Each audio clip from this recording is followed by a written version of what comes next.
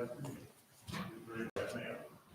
I, Sandra D. Pope, I, Sandra D. Pope, do solemnly swear do solemnly swear that I will support the Constitution of the United States that I will support the Constitution of the United States and the Constitution of the State of Iowa, and the Constitution of the State of Iowa, that I will faithfully and impartially, that I will faithfully and impartially, to the best of my ability, to the best of my ability, discharge all the duties discharge all the duties of council member of the Ottumwa, Iowa, of council member of Ottumwa, Iowa, as now and hereafter required by law.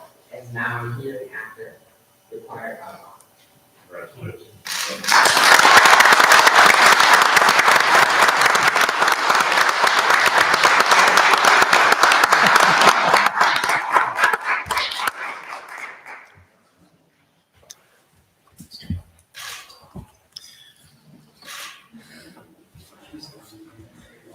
This is a historic evening for the city of Ottumwa, and we're happy to have Sandra and her family here to celebrate this and enjoy this moment. After she signs the form, she can then take her seat at the council.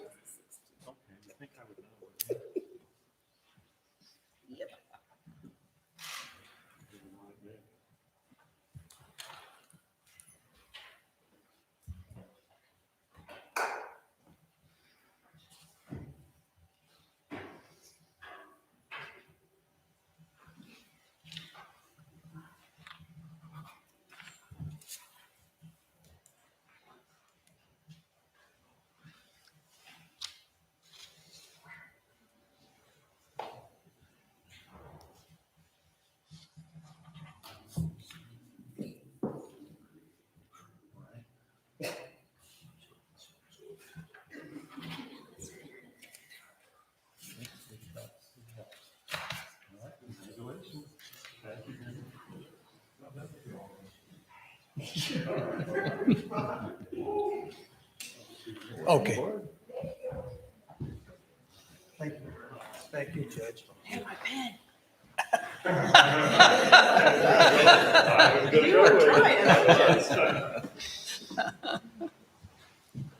Thank you, Judge Daly. And on behalf of the entire city council, we want to welcome Sandra to the council bench here and to look forward to working with you.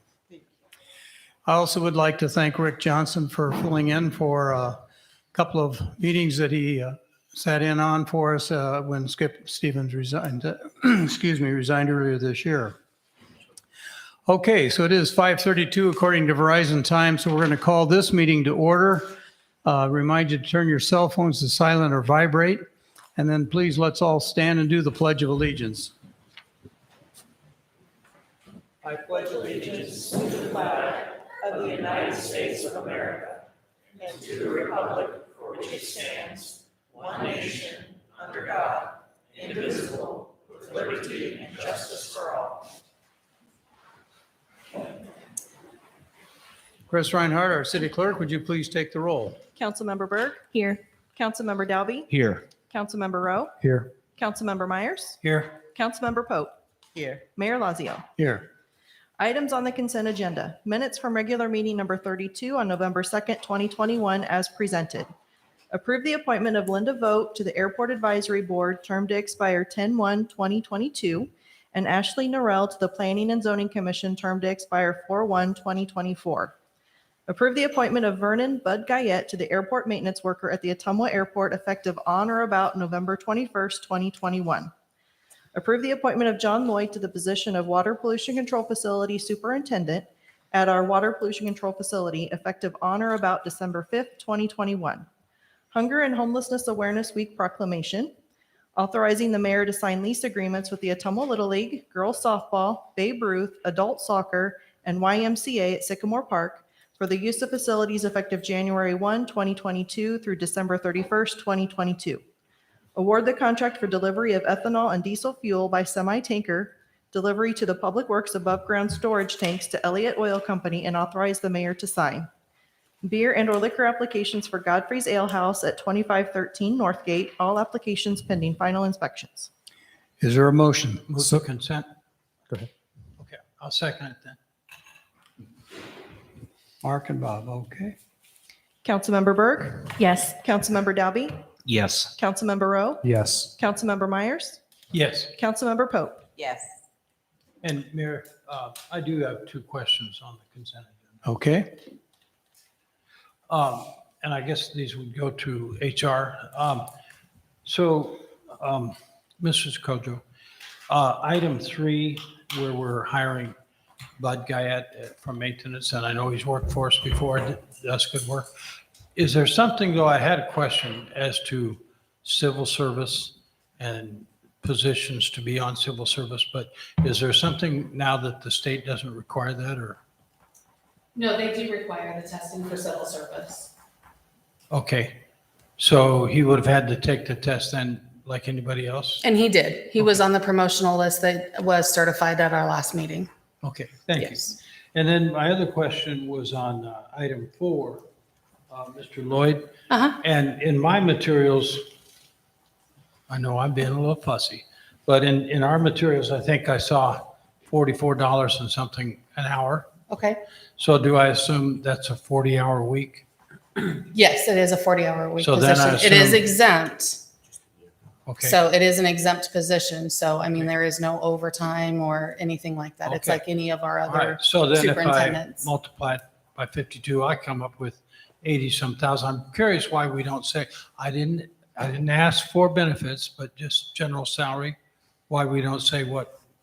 It was on the staff summary. That's the salary that we're bringing him in at. And I apologize. I just don't have that in front of me. I didn't see it. It may have been there. Okay. Thank Yeah, you. it's on the staff summary, which goes off of the salary schedule that had been approved previously. It is per that, Okay. exactly per that, and there's no other conditions or anything like that with the employment. Okay, thank you very much. You're welcome. Okay. All right, item C, we need an approval for tonight's agenda. So moved. Second. Did we vote on that? Yeah. We did? I'm spaced. Okay. Councilmember Berg, Yes. Councilmember Dalby, Yes. Councilmember Rowe, Yes. Councilmember Myers, Yes. Councilmember Pope. Yes. Thank you. Item D in our agenda is to hear from Phil Rath, our city administrator. So Phil, you have the floor. Thank you, Honorable Mayor. Wanted to highlight a couple of things from the last meeting. I had provided a presentation before the council and the public regards to tax increment financing. And there were some questions that came up later in the meeting. I just wanted to briefly address some of those. I know the presentation was a little lengthy, but I did receive some positive feedback about the presentation, and in general, it seemed to be received favorably. So I thank you to all of those that reached out to let me know that you appreciated that. This is tax increment financing it's still a complex thing. In fact, we've got a couple of things on here later in the agenda. One of those is looking at bringing the ordinance back in front of you. Last meeting, the council did approve the urban renewal plan, but the tax increment finance ordinance failed and the development agreement later failed. And those were each separate things, taken each at their own face value. You can have an urban renewal plan without a TIF ordinance. You can have a TIF ordinance without a development agreement, but you can't have a TIF ordinance without the urban renewal plan. So they build upon each other here. So the first step was done. The urban renewal plan was approved. Last meeting the votes didn't end the project. So there was a question or a comment that was made that the project already started. And if it's going to occur anyway, then why do you need TIF? And that's a fair point.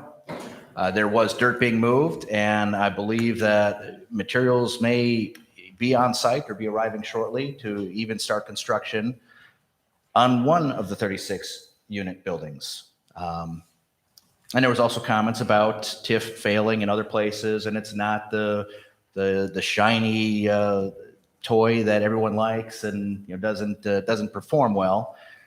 And I've seen where some of those cases that TIF has failed.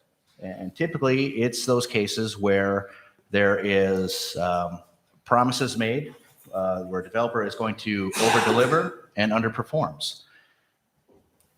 And it also depends on how those structures are set up.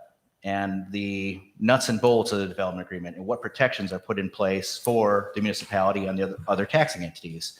And so having that history and seeing those things, we worked with our attorneys to make sure that the city was in the best position possible to protect against those kinds of losses. And that was a development agreement last time. And in future meeting, hopefully, we'll bring something that may be a little more favorable in the financial aspect, but still has those same protections in place. In Wisconsin, where I came from, one of the things that they did with TIF is every project had to pass the but-for test. And that means that every project had to require that the tax increment financing was needed for the project to happen.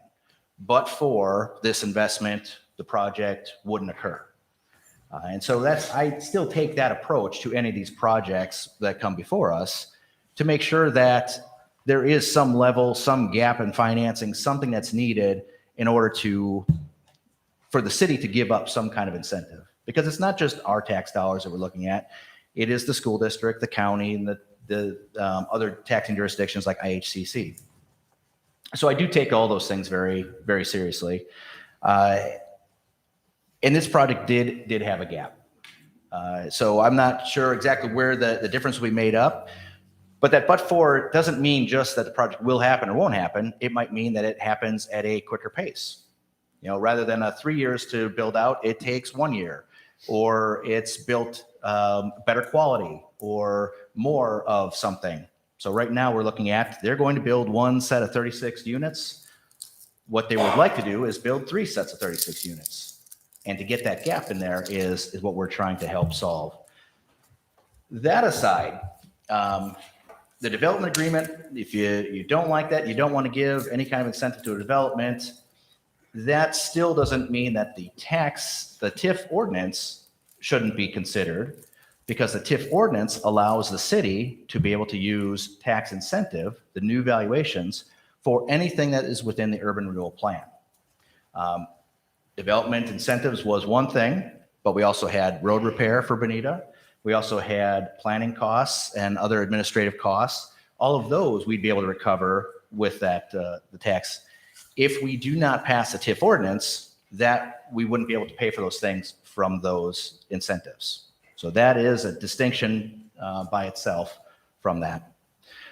The other things I just want to touch on briefly, and hopefully if council approves and we do have a public hearing, a meeting in the future here, we can go into a little more detail. But the only other thing I really wanted to touch on is the concept that we're not financially stable as a city and therefore we shouldn't approve this. This is one of those things, and it came up during budget earlier this year when we talked about the assessed valuations. In order for us to grow, we are going to need to do some project. We are going to need to encourage some level of development to be able to get us past that hurdle. Comparing us to Marshalltown or Des Moines or other cities, they're in a different situation where they have the ability to turn developers away if the project doesn't meet the exact specifications that they're looking for. We haven't had that opportunity specifically yet. We don't have a ton of developers that are wanting to build. So there is some level that we have to do and look at to get us over that hurdle.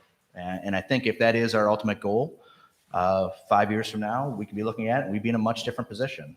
But we have to start somewhere. And so that's all I just wanted to say tonight. And I'm also hoping that we're going to get past this north versus south that came up a little bit last time too, and really be that one Ottumwa that when I first got into the community, people were really celebrating. Thank you. Okay. Thank you, Phil. Are there any questions or comments for Phil? Okay. We'll move on to,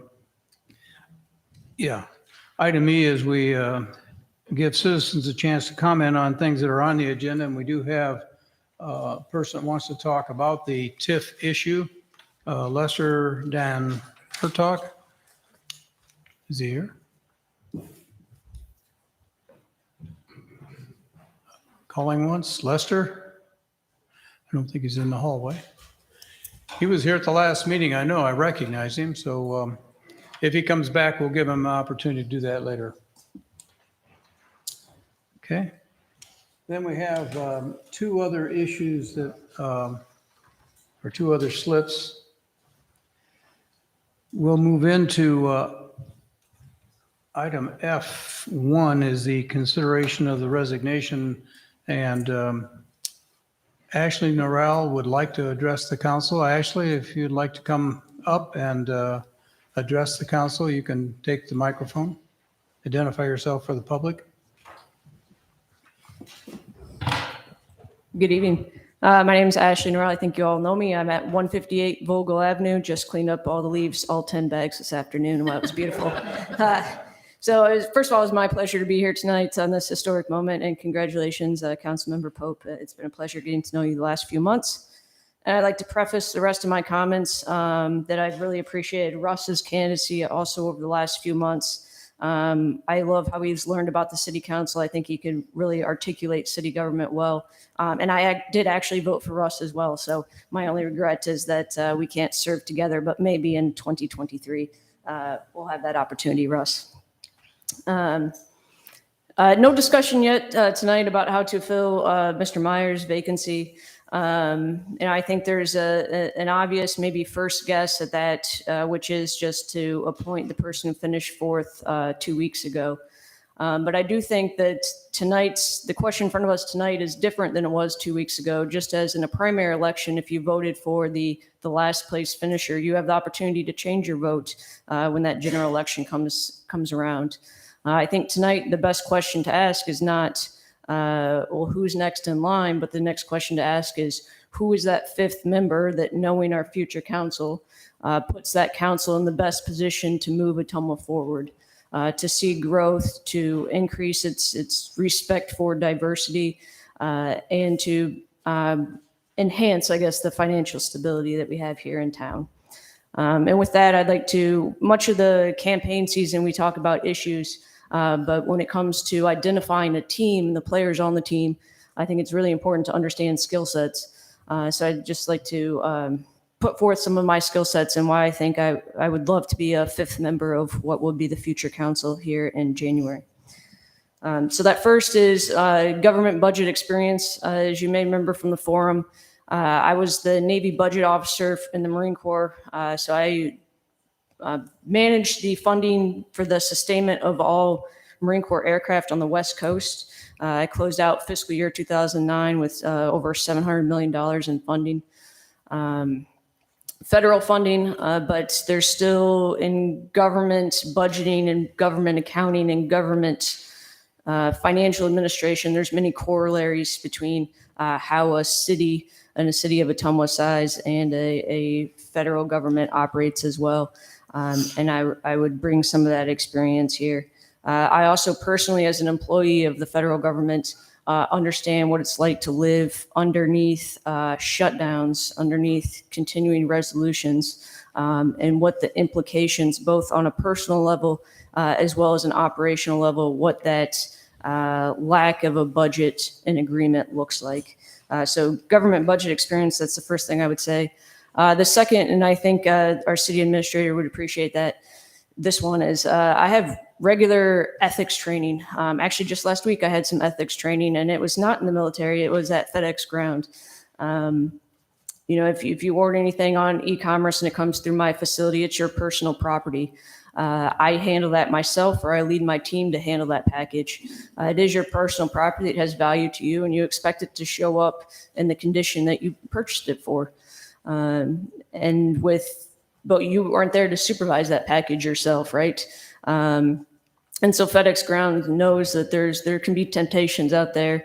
There can be pressure. There can be shortcuts taken. And they've invested in me just last week to go undergo some ethics training to, not that I did anything wrong, but it's regular training, to ensure that we handle your personal property well. And then as well in the Marine Corps. So when I was activated for 2 years, I actually went through an entire training module on ethics, wrote a paper on ethics, not only for overseeing that taxpayer funding, but as a leader in the Marine Corps, I oversee what is our nation's most sacred assets, right? Our young men and women. So understanding how to lead them well, especially when the potential of that ultimate sacrifice comes up. regular investment in ethics is something that I've been through and considered. Third, leadership of diverse teams. So every morning about 2:30, 3 a.m., I'm responsible for going out and setting up a sort and trying to motivate people at that hour of the morning to handle your packages every morning. We have young students from 18 to experienced professionals, even chiropractors, financial planners who are there for the benefits. So speaking to each one and speaking to them collectively, something that an 18-year-old can understand, something that a seasoned professional can understand, and getting them to work together as a team, especially at that hour. Or in the Marine Corps, again, we have those young men and women, 18, 19, to the Sergeant Major who just last month, he's born in 1969, and was running around the PT field carrying ammo cans and a fireman's carry of another Marine. Spanning that age gap as well as the technical expertise gap. I lead aircraft electronic technicians. These are skilled tradesmen who keep things from falling out of the sky. Difficult to lead them without demeaning them, right, in their technical expertise. So understanding how to communicate with them, but at the same time also reaching again that 18, 19-year-old who just needs the basics. Leading those diverse teams is something that an experience that I've had. And lastly, strategic thinking and problem solving. I do just have an immense ability to learn a lot. I can comprehend knowledge really quite well. I went through the 2040 comprehensive plan when I was a draft status in June 2020, because that's something that I'm interested in before it was approved. Saw the 2001 plan that was reapproved in 2014. I go through the labor shed analysis every couple of years when GoPut publishes it, what was their predecessor, OEDC. I'm a numbers person. I tutored mathematics at Indian Hills. So census data is really intriguing, especially if you put a picture in there in a map. I'll go through census data and look at that. So I couple that knowledge that I can soak in and retain and understand with diverse, I guess, experience backgrounds. This most recent activation I had for 2 years of training, I was in Virginia for a year. I saw the power of Washington, right?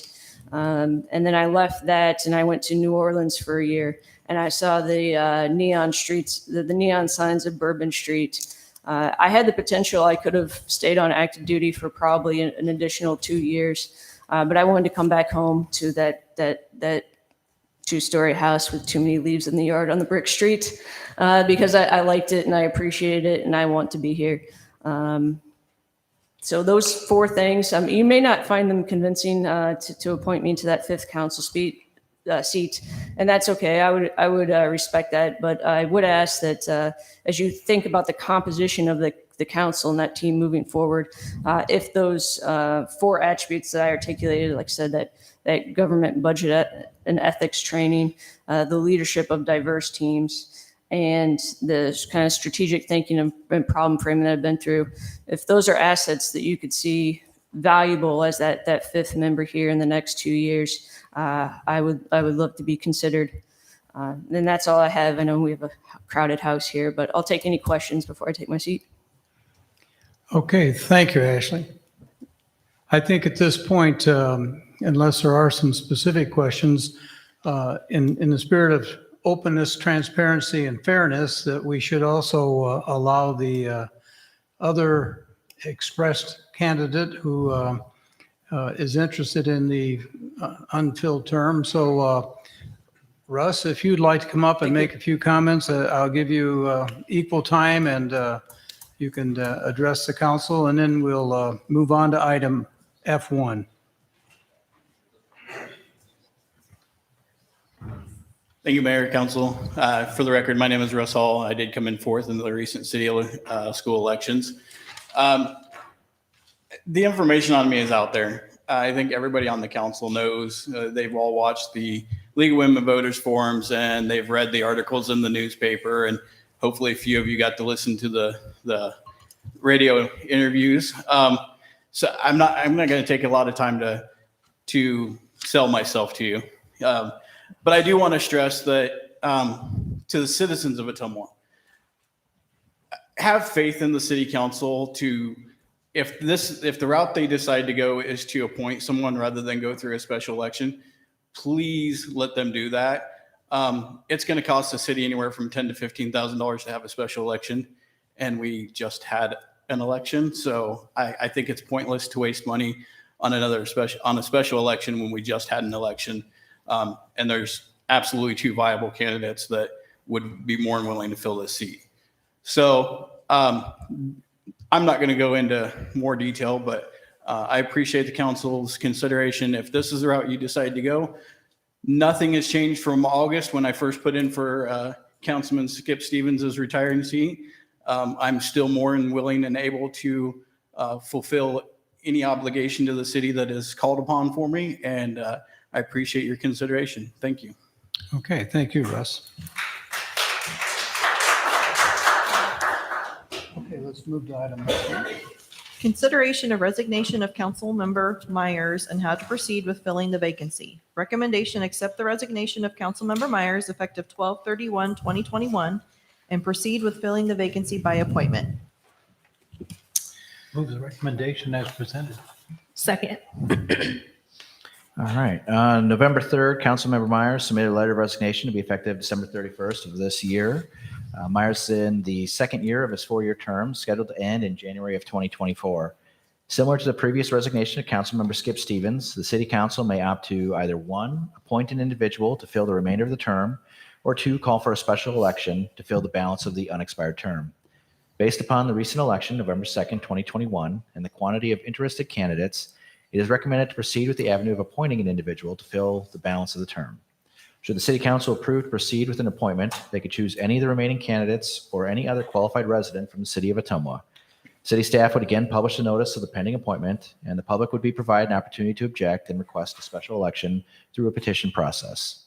Should the City Council agree with the process of appointment to fill the vacancy, staff requests clarification of any direction needed to assist the City Council with their selection of the next council member.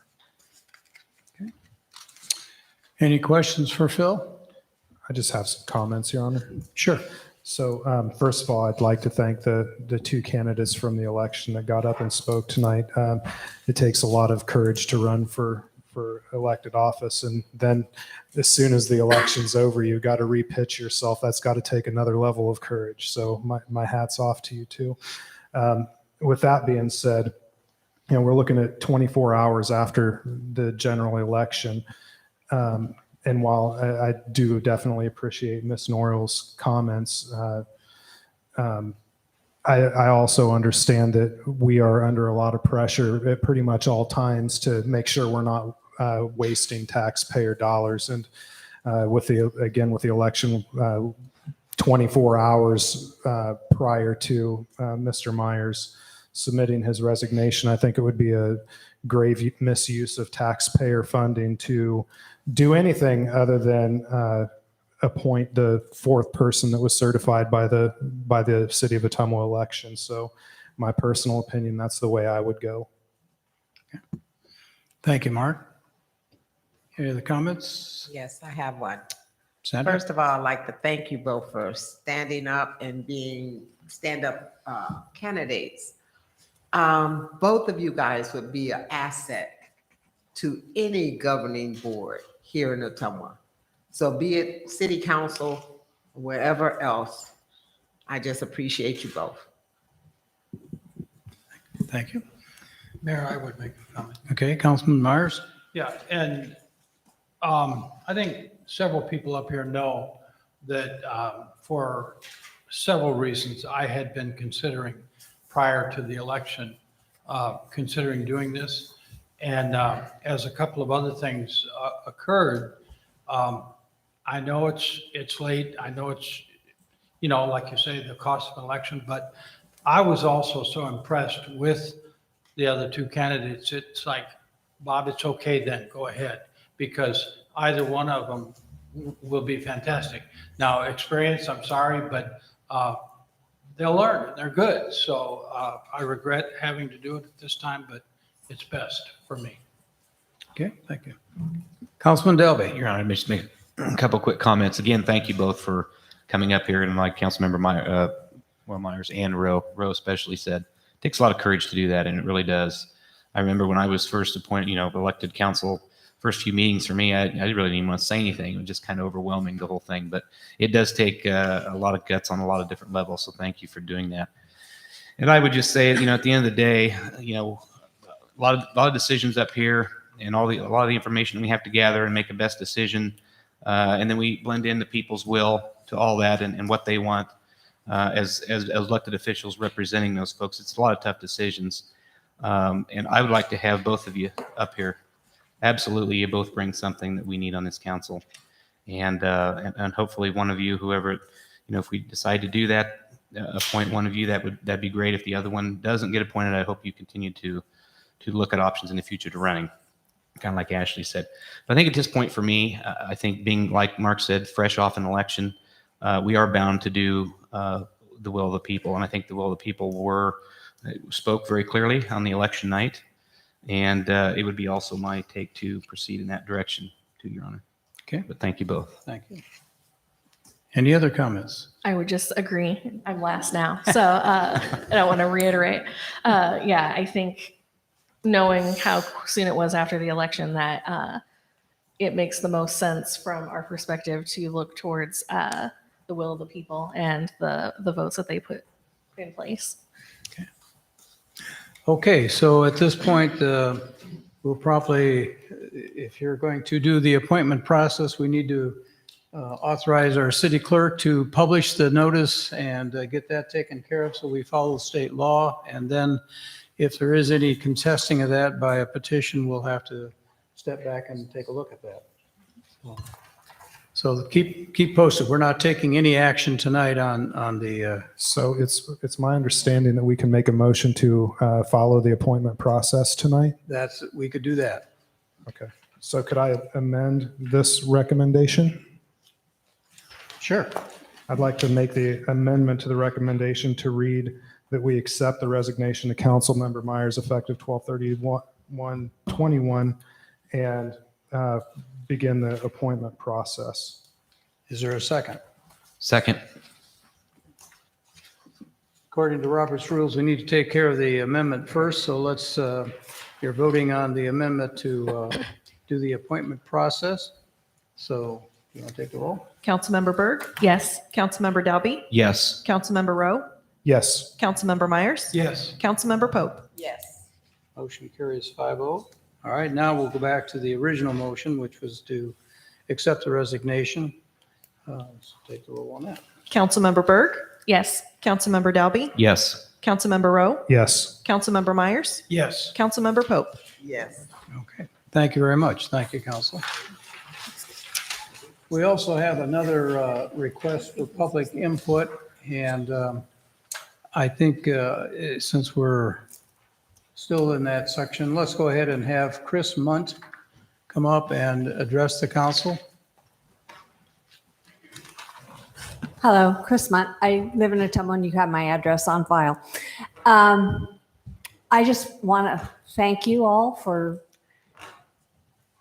putting the city and the expense of having a special election away so that we can do what the people already voted on. The people voted on November 2nd. We didn't even have the totals completely certified when Mr. Myers put in his notification of resignation. So speaking for myself and the people that voted, thank you for listening to us. Thank you. Thank you. Okay, let's pick up with item F2 then.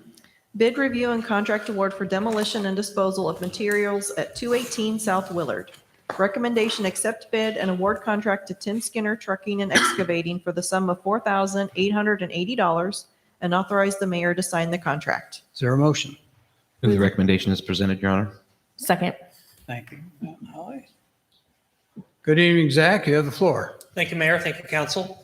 Bids for this project were accepted until 2 p.m. on November 9th, 2021. 3 bids were received, and Tim Skinner Trucking and Excavating submitted the best bid in the amount of $4,800. So staff recommends awarding them the contract. This is for the demolition of a condemned property. Any questions for Zach?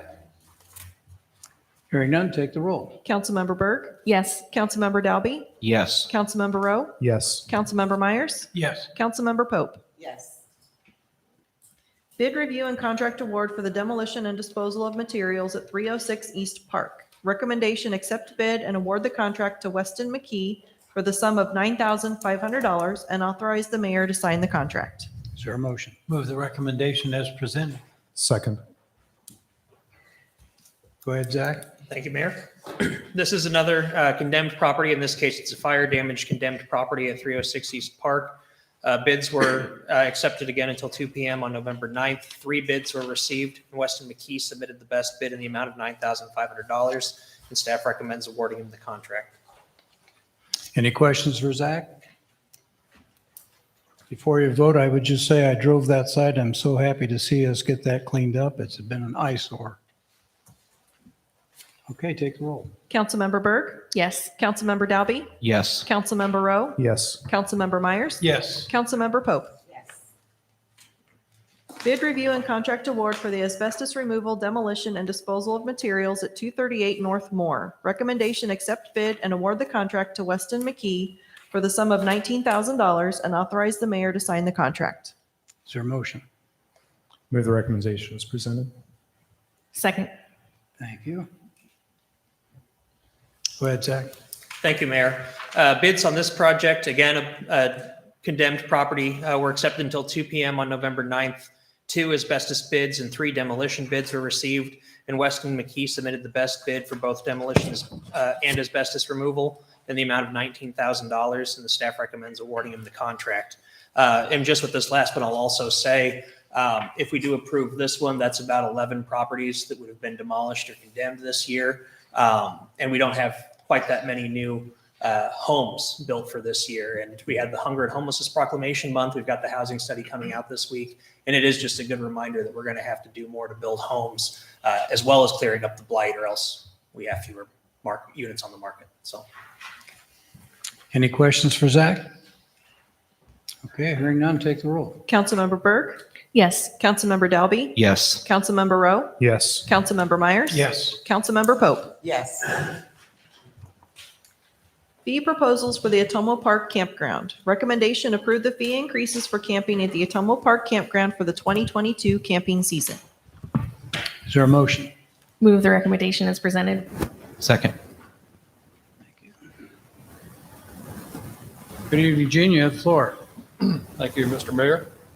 The fees for camping at the Ottumwa Park Campground are currently $15 per night for tents and $18 for RVs.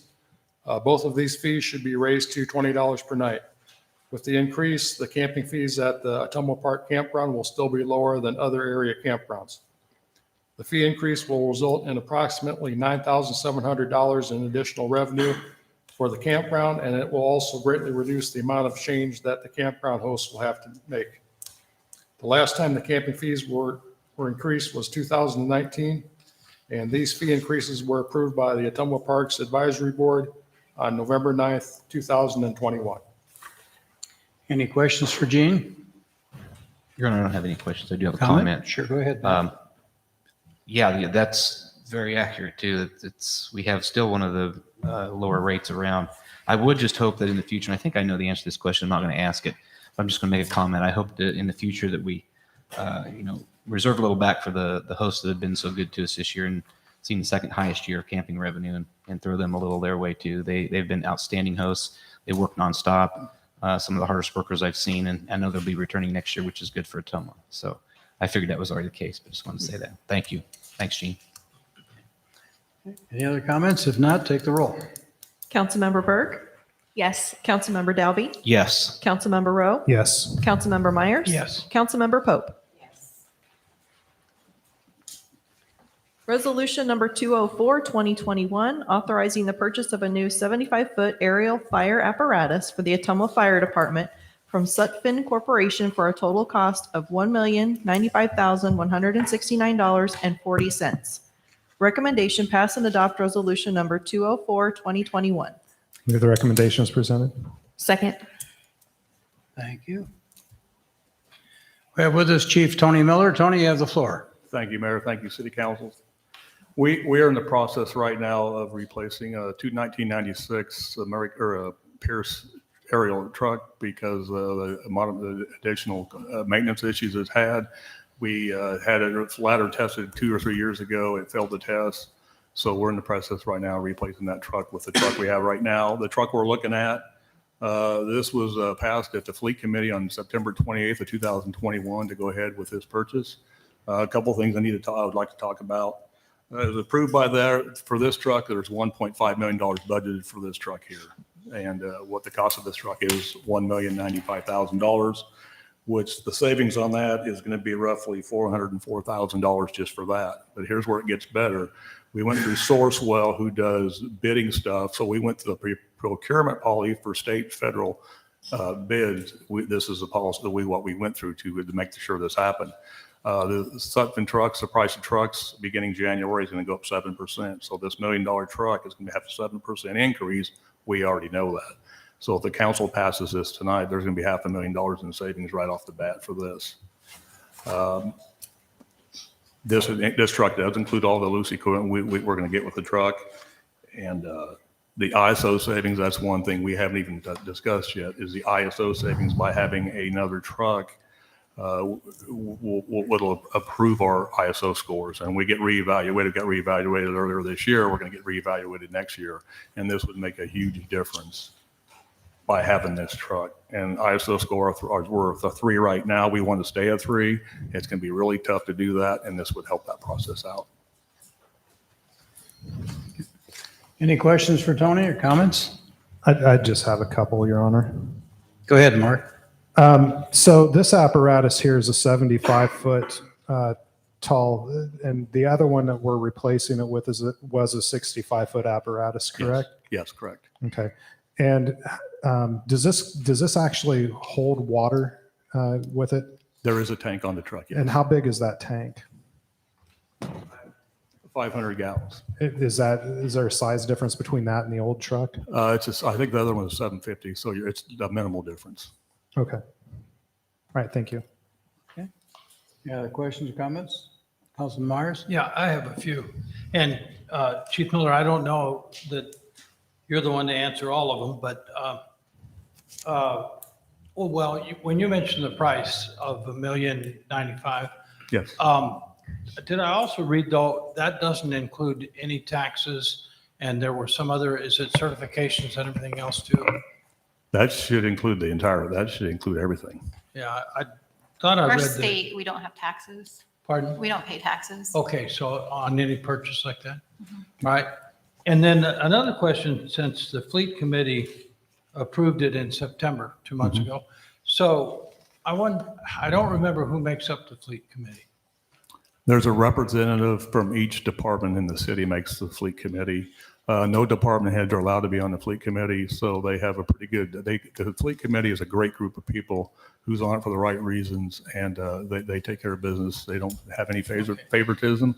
When you go to the Fleet Committee and do a presentation, you do a presentation of what you think you need, and then they will say yes or no. Okay, the first part of what you said, so department heads are the persons that make up. Department heads are not on the Fleet Committee. That's what I thought you said. Yes. So it is a person from the department, but not the department head. Yes. Okay. So then 2 other questions I have, and these probably go to Finance Director Mueller. So when the Fleet Committee said, yes, we need it, and it sounds like we need it. So was financing discussed at the time? Because my question, I guess, becomes 2. First, a year ago, we bought a new truck. Where are we on paying that one off? And then secondly, how are we going to pay for this one? Well, the one that we purchased last year was included with our CIP. And so there is a short-term payoff that we do have. And I believe we have 3 to 4 years left on that. payment. And this one will probably be about the same process. Once this is approved, though, we are going to apply for a grant. And also we have a community member that's interested in giving us some funding for this truck. But it will be on our next CIP request that we will be working on here in the next couple of months to bring to council for next year for the next 2 years. Okay, so for new council people, and remind me, this last year we borrowed because money was so easy, so good rate to borrow. Sure. But we borrowed 8 or 9 million, and some of that we did not specify what it would be used for. Is that correct? All of it's specified. It was all specified? Yes. Okay, I thought there was some that wasn't. So it would have to be bonded some other way than for this truck, or what? It'd be the same process that we did for the last CIP process. I think a piece of information too, just for general audience, if we order this truck, it's about a 12 to 18 months period before the truck is delivered. So it gives finance some time to do some planning and anticipation of how to pay for it, because $1 million is a lot of money. Correct. Mayor, the turnaround on this is 13 to 15 months. That's what the turnaround is. Okay. So thank you, Caleb. Tony, I did have one other one. Did you guys measure? So if it's the ladder 75 feet longer, will it fit in our present location? I'm glad you asked that, because this is going to take me what I like to say anyway. When we get a fire truck, the only thing I require as a fire chief is has to fit in the station. Other than that, I don't care if it's green, blue, yellow. I don't care. Bob, when we have a truck committee on the fire department, we have younger guys on there on the committee. We have older guys on the committee who's been it before, knows the process. And in this one here, we've had a great group of guys to spec this thing out, and they did a great job. The only thing I said, it has to fit in the station. Corey Benj is deputy chief. Corey's been kind of in charge of this. When it comes to the truck issues, Corey knows all about it, and he's got a great bunch of guys that have spec this truck out, and they've done a fantastic job in a short period of time. So it'll fit. It will fit. Thank you. The only other comment I'd make, and I did read the entire purchase agreement. I think we need to change the date on there. The proposal was made in November 5th, but the purchase agreement can't be made on November 5th. We haven't voted on it yet, so change that date. Will do. Okay. Okay, any other questions or comments? I just have one quick question, Your Honor. Sure. Sorry. Go ahead. If I'm interrupting these two. With the purchase of this vehicle, if it passes tonight, that still leaves one engine that's in critical condition, so to speak. Is that correct? That is correct, council member. But we got a truck, last year. It was a used truck, which we saved a lot of money on that. This truck here, we're going to save over $500,000 if it's voted on. We know on down the road, we're going to have another truck. The one situation we have to watch out for is when you buy 3 trucks at one time, 10 years, 15 years down the road. Or in our case, we normally keep trucks for 15 or 20 years or longer, is you're going to run into a problem where you could have some trucks, so they'll break down at the same time. So we're trying to kind of get away from that a little bit. If we get a third truck, it'll be, 2 or 3 years down the road. Okay, thank you. Okay. Any other questions or comments? Okay, take the roll. Councilmember Berg? Yes. Councilmember Dalby? Yes. Councilmember Rowe? Yes. Councilmember Myers? Yes. Councilmember Pope? Yes. Motion carries. Thank you. Thank you.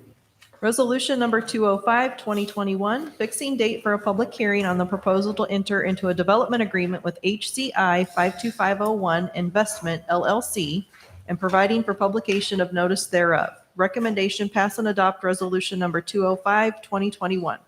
Is there a motion? Move the recommendation as presented. Second. Thank you, Matt.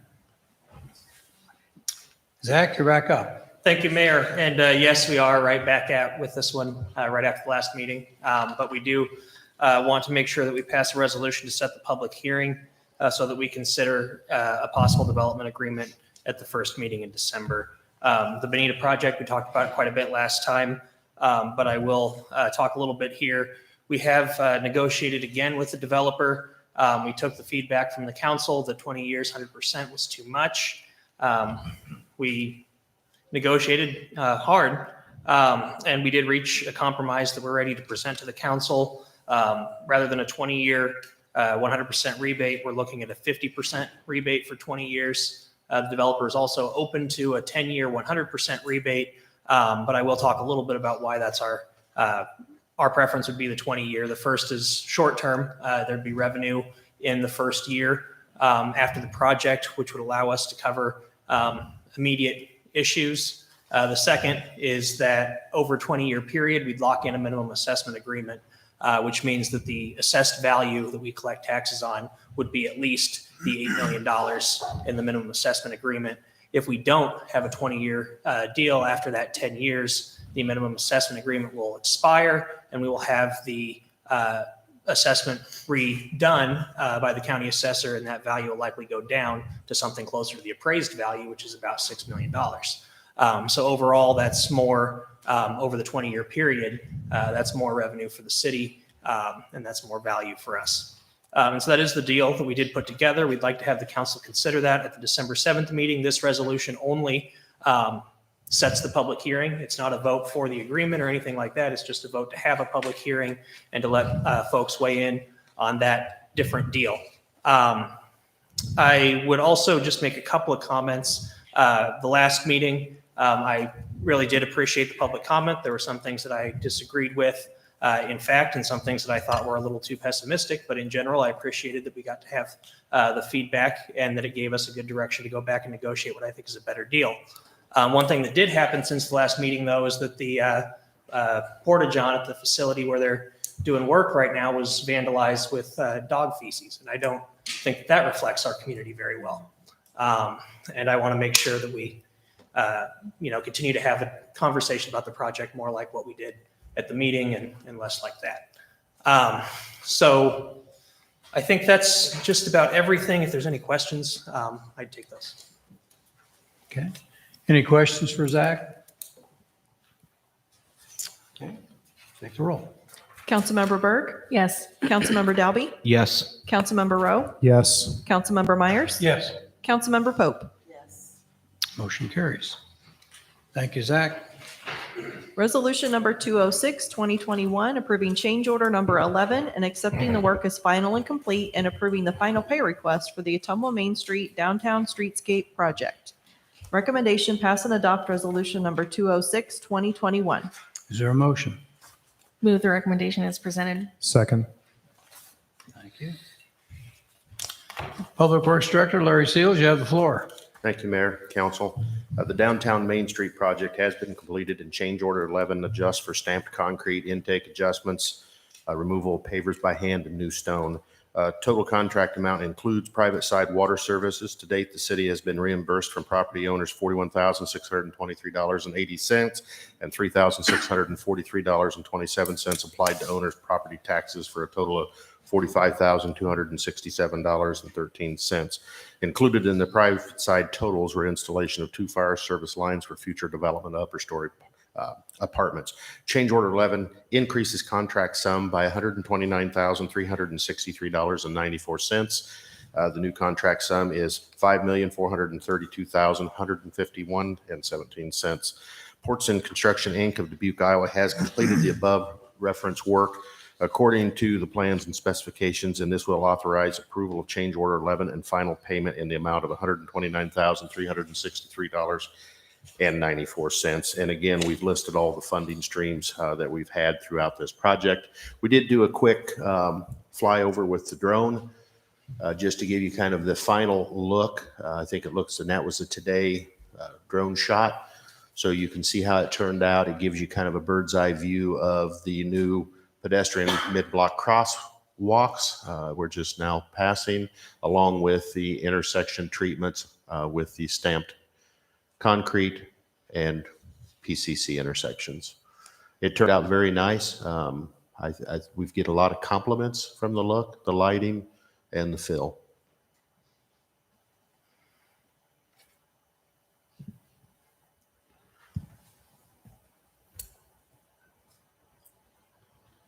So that's the high-speed view.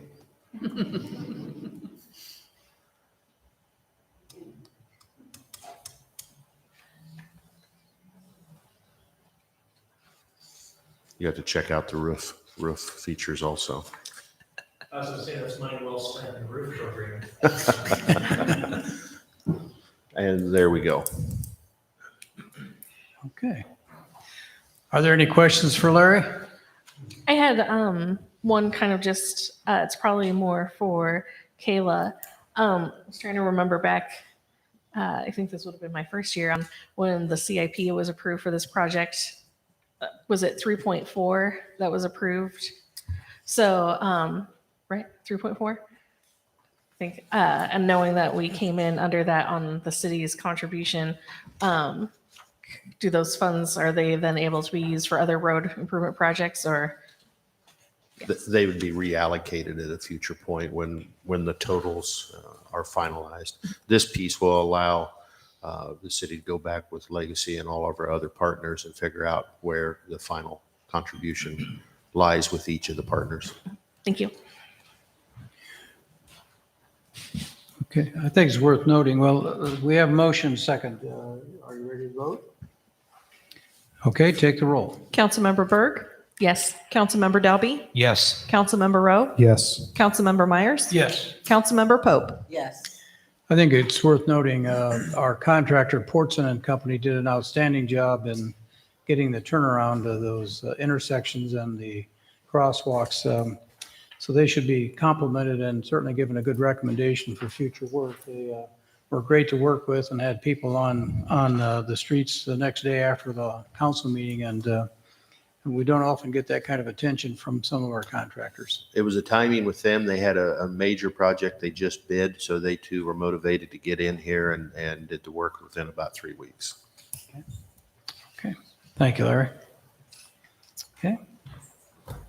Ordinance number 3187, 2021, an ordinance providing that general property taxes levied and collected each year on all property located within the Bonita Urban Renewal Area in the city of Ottumwa, county of Wapello, state of Iowa, by and for the benefit of the state of Iowa, city of Ottumwa, county of Wapello, Ottumwa Community School District, and other taxing districts, be paid to a special fund for payment of principal and interest on loans, monies advanced to and indebtedness, including bonds issued or to be issued, incurred by the city in connection with the Bonita Urban Renewal Area, the Bonita Urban Renewal Plan. Recommendation passed the first consideration of ordinance number 3187, 2021. Is there a motion? Move the recommendation as presented. Second. Thank you, Bob. Zach, you have the floor again. Thank you, Mayor. This is a reconsideration of an ordinance the council did defeat at the last meeting. Phil spoke to this a little bit. The council did approve the Bonita Urban Renewal Plan, but without this ordinance, we wouldn't be able to complete any project that's included in the Bonita Urban Renewal Plan. That would include the housing project, but also include any street repair or street improvements that are required for that project. Because there is some additional information to provide, we thought it was appropriate to bring this to the council again and recommend approving the first reading. The two things to keep in mind here, the first is that we now do understand more completely the intent of the developer. They do plan to complete at least 36 units no matter what. That means there's going to be heavy equipment used on that street no matter what. That means that there's going to be more traffic on that road no matter what, at least from the 36 units. And so I think that'd be, we'd want to at least approve this for the street repair regardless of whether or not we approve a development agreement. The second is that we do have a development agreement that I think is more in line with what the council's asked us to do, and that I think would be more likely to get approved. And so beginning the process of approving this ordinance would allow us to have the ordinance approved by the end of the year, when that project would also get the green light. So the staff recommendation would be to approve this ordinance. This is the ordinance that allows us to capture property tax revenue generated in the Bonita Urban Renewal Area that was established with the Bonita Urban Renewal Plan, and use that to certify debt for qualifying projects, including the potential housing development, including potential street repair, but also planning activities, engineering costs, legal fees that have been generated as part of this project. Just a point of order here. I have a note here from Chris Munt. Did you want to comment on this particular ordinance? I was thinking it was on the, yeah, it is not. Okay. Thank you. All right. Okay, council, questions for Zach? Just a comment, Your Honor. So this issue I do intend to vote for this, and I want to explain the reason for that. At the last meeting, I'm going to reiterate some of the comments that I made at that point for the public. I had said that the reason that I was against the project or the TIF and the development agreement at that time, and this goes back to the Asbury project that the council had voted on a couple of different times. Remind me, councilperson Dalby, 2017, 2016, somewhere in that range. The former staff member in question had brought plans and had negotiated deals with developers without consideration to speak with the council on that. And those, at both occasions, those were turned down by the council at the time. I saw this as another occasion where that had happened with the exact same person leading that. So I didn't feel that at the last council meeting that was in the best interest of the council to consider something that we didn't have voice in and did not serve the best interest of both parties. I didn't feel that it was a good faith issue at that time. And it appears, thanks to Director Simonson and Administrator Rath, that when we rejected that and both parties were able to sit down, that it sounds as though we have something that's more favorable for the taxpayers of Ottumwa. So I'm glad that we were able to sit down and come to some more reasonable accommodation for everybody involved, which I think is the point of tax increment financing, which again is something that I said last time. There has to be a win for everybody, and I think that we stand the potential this time to have a win for everybody. Thank you. I have a question. Does this mean the taxes will go up? So For this all? this resolution just authorizes us to capture that property tax revenue if we have certified debts that are covered by the urban renewal plan. Our argument that, or I wouldn't even say argument, our statement that we've made kind of throughout this is that we wouldn't expect taxes to go up because there'd be added revenues for debt service, there'd be added revenues for other things. In this case, there'd also be 50% of the full property tax value, including the increment that would go to all the taxing entities. So this would be $8 million of development, $4 million of that would pay its full property tax. The other $4 million would pay its debt service, its school, physical plant levy, and some other levies. So our expectation would be that no, even if all projects in the area would be approved, that the taxes would not go up. The way that the levies move is complicated and the needs of the city will change over time. I'm not saying I guarantee that no matter what, your taxes will go down. I'm saying that I don't believe that this is going to create pressure that will increase your taxes. But street repair would be included in that tax. So the street repair would be one of the debts that we would certify. So we would take all of we'd take 50% of the tax increment, so all the value added over the base value, and we could take from that whatever we used for the street repair. And so then we would rebate back 50%. We would take from the other 50% what we used for street repair, what we used for other things. Would it be a possibility then to build another entrance into that Bonita area besides coming in just the one way from Bonita? So I think without either an easement onto other property or I'm assuming some kind of bridge across the land there is not an easy way to get another entrance into there. Okay, thank you. Any other questions or comments? I just make a comment, Your Sure. Honor. I just want to clarify too. I've never been opposed to TIF, excuse me, KIF. I want to bring that up right now. TIF. It's a tool to be used, and it's what cities can use to get developments done when they don't have a cash outlay or a big, bank they can dip into and just throw a big sum of money out in front of a business or a development and just have them bite. So it's a very important tool, but it's important that we use it for the right things. So I've never been opposed to TIF. In fact, I've supported most all the TIFing we've done in Ottumwa so far.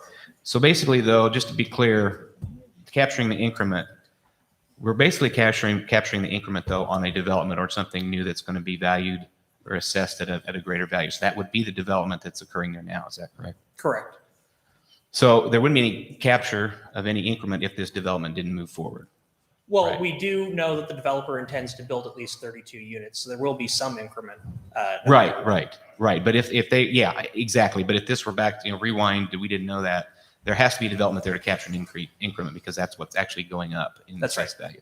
Yeah. Okay. So, it does make sense from a financial standpoint, whether or not the project, people's opinion on the project or whatever, if it's happening, it means we're going to incur some issues with the roads and streets. And so at this point, while I'm not totally fully on board with the project yet, I do understand that we need to cover our costs. That was my whole issue with this 20-year 100% rebatement to begin with. And I think it would fare well for this district, whether development happens or not. In the future, it's an area that could be developed, and then we've opened the door to that to cover our costs then as well, too. So that's why I would vote in favor of this, certainly. Thank you for for improving the communication around here, Zach. Since you've taken that position, things have improved immensely. Thank you. Appreciate that. I think it should be, go ahead, Holly. I was going just for public knowledge, if say we didn't approve this, but yet we still needed to conduct the improvements in that area for roads and things, how would we then fund that if it wasn't coming from this? We'd either have to use our road use tax, which we're trying to get other projects in with, or we would have to do a capital improvement project and borrow money for it. And if we were doing a capital improvement project through CAP, then of course we would have debt service levy, which would be raising the taxes on everybody for the work that would have to go in this area. Right. This allows us to capture that increment and certify the debt against the increased value. The value increase on the taxes is not a tax rate increase. It's much different. So we need to capture that value increase so that way I can certify the debt on a project like a street project or a sewer project or any infrastructure project. So essentially, just to keep it simple, Yes. for public knowledge, then essentially by capturing this, we're then ensuring that there wouldn't be any CIP or other tax levies raises to the entire city paying Right. taxpayers by doing it this way. Correct. Thank you. Matt, you have another question? Yeah, I do, Your Honor. Thanks. And I'll be real quick. I know we're ready to get out of here. As far as when we were back on the old TIF option, which was 100% rebatement for 20 years, we basically, at that point, what would we have captured to do this road? Would there have been some at that point? So that was Clarify that for the public. That was 100% up to a certain value per year. Right. And so really, if we were going to do anything else, it would have had to have been a case where the minimum assessment or where the assessment came in higher than the minimum assessment or where the debt service levies or other levies were low enough that the value of the increment was. I think we're in a lot better position with this than we were before. And just to be clear, a yes vote on this TIF ordinance is not saying you're giving a penny to the developer. Right. That is a separate topic, whether it was a 20-year, a 10-year, a 4-year.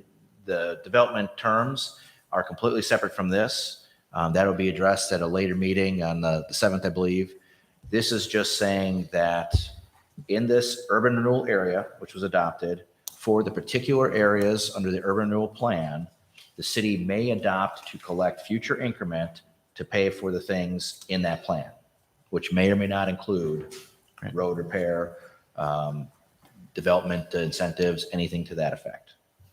I think it should be noted too, I was at a League of Cities meeting recently and, there are about 940 cities in Iowa and 99 counties and well over 2/3 of the cities and over half of the counties use TIF routinely for economic development. It's one of the few tools that are left and the Iowa legislature has given us the authority to use. So it's a very important issue, and I think explanations by Zach and Phil and council people have been really helpful because if you don't do an increment, you don't get any growth. And we keep talking about lowering taxes. You've got to have growth to lower your taxes. So it'll be an interesting discussion as we go forward, but I think it is in the long-term best interest of the city to see this thing through. So And I'll just add one more thing to that, which is there's been a little bit of discussion of, well, what did the developer get in Marshalltown? And what Marshalltown did was a 10-year, 100% tax abatement, which is part of an urban revitalization plan, and we'll be talking about ours soon. But that's something that's available to all multifamily developers in that area. If we were to do that direction, we would be giving a large tax incentive to anybody for any type of multifamily project. And we don't think that that aligns with our priorities. Using TIF and being more sparing with the projects that we pick and choose are appropriate for that size of an increment or size of a rebate is, I think, better for our city. But it does come down to being the fact that we are getting at this point with a 20% or 20-year 50% rebate, we're getting functionally the same deal that Marshalltown gave. We're not in any way at a more disadvantageous position. We're not doing anything that's outrageous compared to what they did. Okay, the motion has been made and seconded to pass the consideration of ordinance 3187. Are you ready to vote? Take the roll, please. Councilmember Berg, Yes. Councilmember Dalby, Yes. Councilmember Rowe, Yes. Councilmember Myers, Yes. Councilmember Pope. Yes. Motion carries. Thank you. Item J is public input for anything that you think we need to hear about.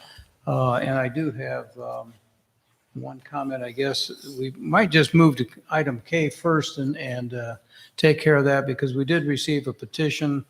So Chris, do you want to talk about that? Petition 5086, 2021, 730 signatures located in 52501 petition to end the ban on pit bulls in Ottumwa, Iowa. Ottumwa's breed-specific law names breeds and non-breed mixes in a discriminatory manner. Labeling and the visual identification of these dogs is wrong.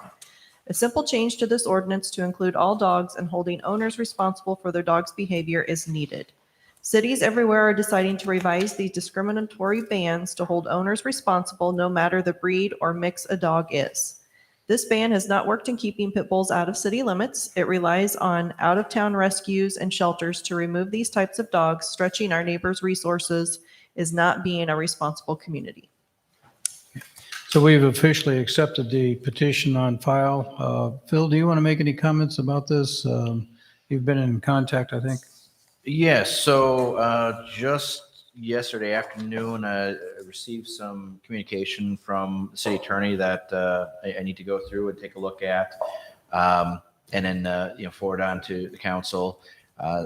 So if anybody is here and wants to speak to the petition under the public forum part, you're more than welcome to do that. We weren't looking to take any action tonight specifically, other than receiving the petition and allowing for any communication. The request is to have a change to our city code. And so we have to look at that to make sure that any changes would be drafted, brought forward to the city council for consideration, and then go through our process of 3 readings prior to, and publication prior to adoption. I have talked with staff as well to kind of help give some input on the operational side. One of the comments that was made in here was as far as enforcement and identifying breeds of dogs. And so with our law enforcement and animal control, wanted to get feedback from them as well. Another topic came up was as far as the dog park and how that might be impacted. And so we're looking into that. In general, I'd say, we're open to discussion on this and taking any kind of feedback, just the same as we would on any other topic. I know that there is a history here that dates back almost 2 decades.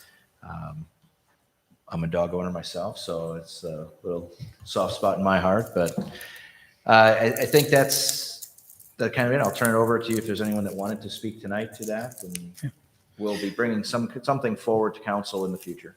Okay. Is there anyone on the council, first of all, that wants to make any comments? I would just make one quick comment that if we are going to discuss this in the future, it would be my hopes that one of the people that would be responsible for the enforcement of any ordinance change would be the Wapello County Attorney's Office. And I would like to officially invite them to the conversation because I think that they're a critical link in making sure that any changes that we have are actually enforced. Good point, Mark. Thank you. Mayor, I would just add to that. As Administrator Rath pointed out, cities are aware that there have been a lot of challenges to this specific type of ordinance. And so I'm glad, Administrator Rath, that we are using our legal team to take a look at those things that are happening so that as we rewrite this, we're inclusive of what we know to be new rulings or which direction to go. I would just say that I think something I'd like to see conversations with the city attorney is how to go about not just focusing on breed specific, obviously that's what we're talking about, but trying to look at dangerous dog ordinances that help reduce dangerous dog instances from happening in the first place. So I'd really like to see from our attorney is obviously by the time this happens, I probably won't be up here.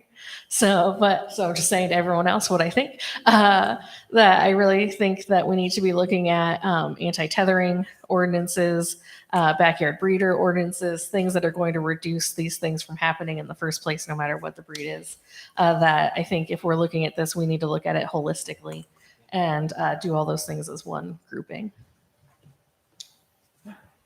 I also would compliment the people that presented the petition. They gave us a wealth of information, and it was very helpful to go through that and get educated on the current situation. So at this point, we're going to accept the petition and look for a recommendation from our staff in the very near future as how to deal with this. Is there anyone in the audience that wants to address this item?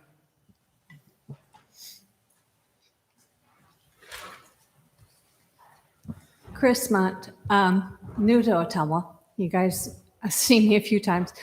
I fostered pit bulls. I lived in California and I lived in the desert and have brought them into my home with my other dogs and cats and have had no problem.